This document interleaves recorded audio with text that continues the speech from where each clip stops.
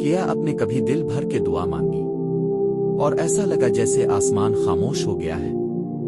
کیا اپنے اللہ سے کچھ مانگا اور دن مہینے سال گزر گئے مگر جواب نہیں آیا؟ ٹھہریے، یہ ویڈیو آپ کے دل کو ہلا دے گی، آپ کو امید کا ایک نیا چراغ دے گی۔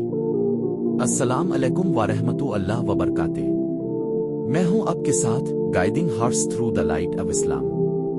آج ہم بات کریں گے اس وقت کی جب دعائیں قبول نہیں ہوتی، جب ہم روتے ہیں، گڑ گڑاتے ہیں، مگر حالات نہیں بدلتے۔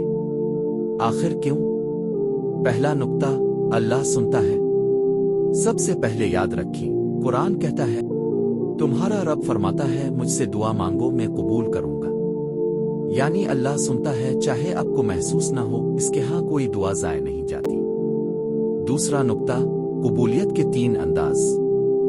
حدیث میں ہے، جب بندہ دعا کرتا ہے تو فوراً قبول ہو جاتی ہے، یا کوئی مصیبت ٹل جاتی ہے، یا اس کے لیے آخرت میں ذخیرہ کر دی جاتی ہے۔ تو اگر آپ کو نظر نہ آئے، یقین رکھیں، آپ کا رب بہتر پلان بنا رہا ہے۔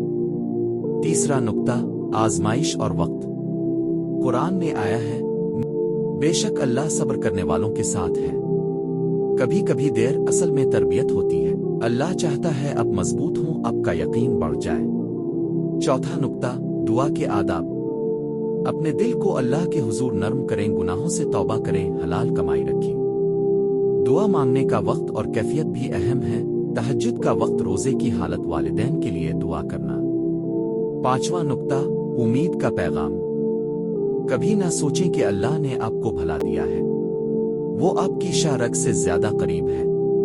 ہو سکتا ہے جس چیز کے لیے آپ دعا کر رہے ہیں وہ آپ کے حق میں نہ ہو، اور اللہ آپ کو اس سے بہتر دے رہا ہو۔ تو آج ہی سے دعا چھوڑنا نہیں، اپنی زبان سے بار بار کہیے، اللہ میں آپ پر بھروسہ کرتا ہوں۔ یاد رکھیں، جب آپ مانگ رہے ہوتے ہیں، اللہ آپ کو سن رہا ہوتا ہے، اور وہ رب ہے سب سے بڑھ کر مہربان۔